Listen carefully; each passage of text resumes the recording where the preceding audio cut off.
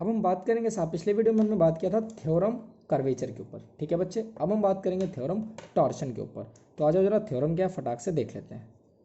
Theorem मेरा ये बोलता है साहब कि मार्कर मेरा कहाँ चला गया, एक मिनट। हाँ, थ्योरम मेरा ये बोलता है साहब कि अगर लिख लेते हैं, जो पहले फटाफट, the necessary and sufficient condition that a curve may be plane curve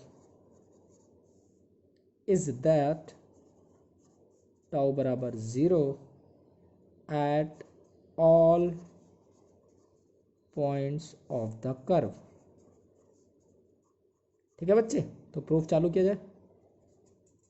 चलो ध्यान दो, क्या बोला है, the necessary and the sufficient condition that a curve may be a plane curve is that tau बराबर 0। मतलब बच्चे, अगर मैंने माना है कि प्लेन कर्व है तो मेरे को बताना पड़ेगा टाउ बराबर 0 है, दैट इज टॉर्शन बराबर 0। या फिर अगर मेरे से बोला है टॉर्शन बराबर 0 है तो मेरे को शो करना पड़ेगा प्लेन कर्व है। या फिर इस सवाल को और दूसरे फॉर्म में क्या पूछ सकता है कि यदि, है ना, प्रूव करो R dash R double dash 0 R triple dash, अगर ये 0 है, इनका ट्रिपल प्रोडक्ट स्केलर, तो ये क्या होगा, तो ये आपका प्लेन कर्व होगा। ठीक, ऐसा है। इसके एकदम खून चूस लिया, कुछ बचा नहीं है। ठीक, तो चालू करें यार। फिर भाई दो बात बताएंगे जो पिछले लेक्चर में जैसा था, कि पहले हम बात कर लेते हैं साहब नेसेसरी कंडीशन की। ठीक, और उसके बाद हम करेंगे सफिशिएंट कंडीशन की। तो सबसे पहले नेसेसरी कंडीशन क्या है, जरा समझने की कोशिश करो यहाँ से फटाफट। तो अगर एक बात बताओ जरा, मेरे को प्रूफ क्या करना है, मेरे को बच्चे प्रूफ करना है साहब कि सर अगर आपका प्लेन कर्व है, जो आपकी कर्व है अगर वो प्लेन है तो टाउ 0 होगा, बस ये ध्यान रखो।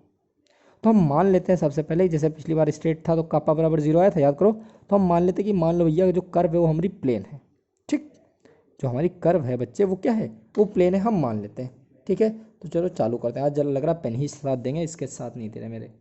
तो मान लेते हैं बच्चे क्या, let the curve be plane. ठीक है बच्चे, बोलो कोई दिक्कत। और अगर ये प्लेन होगा तो कौन सा प्लेन होगा जरा मेरे को बताओ। Then the plane of curve, then the plane of curve is the osculating plane. ऐसे समझो यार, ये कोई एक प्लेन होगा और ये आपकी कर्व है। तो कर्व अगर अगर कर्व मान लो प्लेन की तरह काम करेगी तो इसी में तो समा जाएगी। या ऐसे समझो बच्चे आप कि क्या बोला कि कर्व क्या है, एक प्लेन है। तो जरा ध्यान दो, हमने पढ़ा था, जरा उसको हम देख लेते हैं फटाफट कि ये कोई कर्व होती थी और हर पॉइंट पे हम एक ऑस्कुलेटिंग प्लेन बनाते थे। तो जरा हम पहले इसकी कहानी लिख लें, let the curve be the plane then the plane curve is the osculating plane होगा। और हमको क्या पता है कि हम इस पर अगर बी बनाएंगे, बी कैप जो होता है वो परपेंडिकुलर होता है। अच्छा साहब, और हर पॉइंट पे यूनिक यूनिक ऑस्कुलेटिंग प्लेन मिलता है। जरा मेरी बात समझो। तो अगर मैंने बोला कि ये आपका टी कैप हो गया, ये आपका एन कैप हो गया और ये आपका बी कैप हो गया, तो याद करो इस वाले को हम लोग क्या बोलते थे, ऑस्कुलेटिंग प्लेन बोलते थे। देखो इसी में तो लाई कर रहा है, प्लेन में लाई कर रहा है कि नहीं, मतलब कर्व एक प्लेन बन गई कि नहीं बन गई। अच्छा मेरी बात समझना, अगर ये एक ऑस्कुलेटिंग प्लेन है, जो मैंने बोला कि लेट कर्व बी प्लेन, अगर ये कर्व आपकी प्लेन बन जाएगी तो इस प्लेन में लाई करेगा, या ये बोला जाए कि ये एक प्लेन हो जाएगा जिसका नाम है ऑस्कुलेटिंग प्लेन। तो मेरे को पता है साहब, जो इसका किसी भी पॉइंट पे हम जो बाई नॉर्मल बनाएंगे वो देखो फिक्स हो जाएगा। बोलो अगर ये इसी में रहेगा तो साहब फिक्स हो जाएगा, है ना।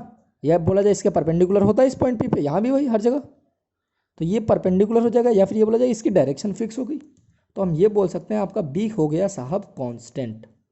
बोलो बच्चे, क्यों, क्योंकि डायरेक्शन फिक्स है ना, बी हो गया आपका कांस्टेंट। और अगर बच्चे बी कांस्टेंट हो गया तो मैं बोलूँगा बच्चे ये करके दिखाओ, D B by D S बराबर क्या करोगे, डिफ्रेंशिएट करोगे, कांस्टेंट है तो क्या हो जाएगा 0।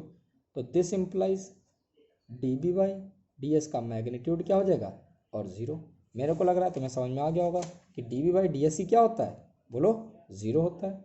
तो इसका मतलब साहब D B by D S क्या होता है, टॉर्क होता है। इसका मतलब टॉर्क बराबर 0, क्यों, सिंस टॉर्क बराबर D B by D S. बोलो बच्चे, तो हम मान के क्या चले कि प्लेन कर्व है। अब ये ध्यान रखना कि अगर वो प्लेन कर्व होगा तो कहाँ लाई करेगा, वो एक तरीके से ऑस्कुलेटिंग प्लेन की तरह काम करेगा। और वो पूरा दिमाग में डायग्राम याद आएंगे कि ये टी होता था, ये एन होता, ये बी होता था, ये होता था नॉर्मल प्लेन, ये होता था रेक्टिफाइंग प्लेन, पूरा याद हो जाना चाहिए। ठीक। अच्छा सर मेरे को ये भी तो प्रूव करना था। अच्छा एक बात बताओ, टॉर्क क्या होता है? सर मेरे को तो याद आ रहा है टॉर्क होता है, लिख लेंगे, सिंस टॉर्क बराबर बोलो R dash R double dash R triple dash upon क्या था साहब, R dash cross R double dash का स्क्वायर। और यही चीज़ टॉर्क है जीरो, तो ये उधर चला जाएगा। दिस इम्प्लाइज क्या बच्चे, R dash R double dash R triple dash बराबर क्या आ गया, जीरो।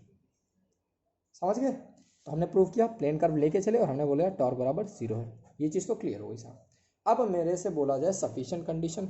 सफिशिएंट कंडीशन का मतलब इस बार मैं बच्चे टॉर्क बराबर जीरो लेके चलूँगा और मेरे को निकालना क्या है कि साहब जो कर्व है वो प्लेन कट है।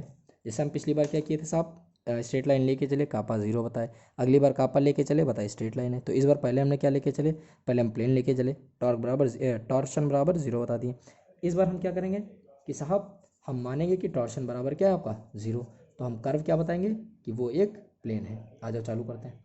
तो सफिशिएंट कंडीशन तो मान लेते हैं कि लेट टॉर्क बराबर जीरो, ये दिस इम्प्लाइज, इसका मतलब क्या है बोलो बच्चे, या फिर ऐसे बोला जाए कि हाँ ठीक है, टॉर्क बराबर अगर मैं जीरो लेके चलूँगा, ध्यान देना, तो R dash R double dash R triple dash बोलो अपॉन क्या होता है बोलो, R dash cross R double dash, यही क्या होता है आपका बराबर या फिर ऐसे बोला जाए ना, मेरे से ये देखो क्वेश्चन में मेरे को ये दिया था कि R dash R double dash R triple dash बराबर जीरो होता है, यही तो दिया था। तो मेरे को ऐसे बोला था कि बताओ ये प्लेन कर्व होगा। तो हम इसको ऐसे लिखते हैं, यहाँ से दो बातें समझ आएंगी। मान लेते हैं कि ये बराबर, ये होता है क्या सर, ये होता है टॉर्क, ये टॉर्क होता है, ये फॉर्मूला तो पता है। और इस चीज़ को हम साहब बोलते हैं क्या, कापा, इसका स्क्वायर होता है, सॉरी इसका स्क्वायर भी। और इस चीज़ को हम बोलते हैं कापा, तो कापा का स्क्वायर, ये मैं बता रहा हूँ, इसकी जगह मैं लिख सकता हूँ। तो इसका मतलब बच्चे R dash R double dash R triple dash होता है टाउ कापा स्क्वायर। अब जना मेरी कहानी सुनो। अब हम मान के चलें लेट, है ना बेटा, लेट, ये भी रफ वर्क है, ये अभी दिमाग में रखना है बस। तो हम क्या लेके चलें कि आपका आर डैश, इस बार हम इसको लेके जीरो चलते हैं, पिछली बार हमने इसका जीरो प्रूव किया था, इसको लेके जीरो चले, तो ये बराबर जीरो मतलब टाउ के स्क्वायर बराबर जीरो। दिस इम्प्लाइज कि टाउ बराबर जीरो होगा या फिर कापा बराबर क्या होगा, जीरो। अच्छा सर टाउ बराबर जीरो है, तो एक बात बताओ, क्या मैं ये लिख सकता हूँ?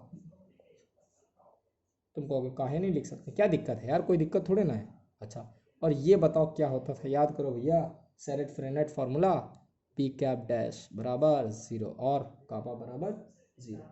तो यहाँ से हम क्या बोल सकते हैं, बी डैश जीरो हो गया, इसका मतलब बी रहा क्या होगा, कांस्टेंट रहा होगा, तभी तो डिफ्रेंशिएट करने में क्या हो गया बच्चे, जीरो, या फिर कापा बराबर जीरो। अच्छा तो अब आ गया ना, बोलो बी बराबर कांस्टेंट आ गया, और जब बी कांस्टेंट होता था तो क्या होता था, पिछला याद करो प्लेन होता था।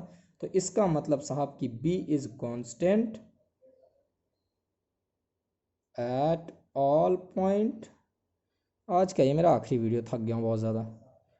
और कापा बराबर जीरो है ना, और क्या बोल सकते हैं, कर्व क्या है बोलो, इज प्लेन है ना, अगर जीरो होगा तो प्लेन होगा। और या फिर, और चूंकि कापा भी जीरो हो रहा है इसकी वजह से, और कापा जब जीरो होता तो क्या चीज़ होता था साहब, क्या होता था बोलो, और कर्व इज स्ट्रेट लाइन। अगर कापा जीरो है तो कर्व आपकी क्या होगी, स्ट्रेट लाइन होगी, ये ध्यान रखना आप। ठीक ठीक, आगे सुनो, ये साहब हो गया curve is a straight line. तो हम क्या बोल सकते हैं कि कर्व इज प्लेन, क्यों, एक स्ट्रेट लाइन भी एक तरीके से क्या प्लेन में तो होता है ना, तो बस वही बोल दिया है। तो या फिर आप सीधे कर सकते हो क्या, चुपचाप यहीं बोल देंगे curve is constant at all points और के बराबर जीरो, या फिर कर्व इज प्लेन और कर्व इज स्ट्रेट लाइन। या फिर आप सीधे सीधे, अगर आपको इतना नहीं सोचना है तो आप ये बराबर आपको मैं दूसरा रास्ता बता रहा हूँ। तो एक कहानी तो आप ये लिख सकते हो, as straight line is also a plane curve, है ना। अच्छा और दूसरी कहानी आप क्या लिख सकते हो, सीधे देखना, दूसरी कहानी आप लेके चलो जो आपको बोला गया, सीधे यहाँ से लेके चलो, let R dash R double dash R triple dash बराबर जीरो। दिस इम्प्लाइज टाउ बराबर zero, this implies minus tau N cap बराबर zero, this implies B cap dash बराबर 0, दिस इम्प्लाइज बी डैश बराबर कांस्टेंट, बस। और सीधे यहाँ से लिख दो this implies it is a plane curve, है ना। तो दो रास्ते हैं, जो आपको अच्छा लगे वो कर लो, जो आपको छोटा है जो समझ में आए वो कर लो। तो यार फिर वही बात, अगर समझ में आए तो प्लीज़ दोस्तों लाइक शेयर सब्सक्राइब और मेरी हेल्प करो, बस सब्सक्राइबर बढ़ाना भाई। और यार ज़्यादा से ज़्यादा देखो, है ना। तो आप लोग डाउनलोड करके देखते हो नहीं यार, थोड़ा सा वॉच टाइम भी मेरे को चाहिए, प्लीज़ यार आप लोग थोड़ा सा सपोर्ट करो, हेल्प करो, धन्यवाद।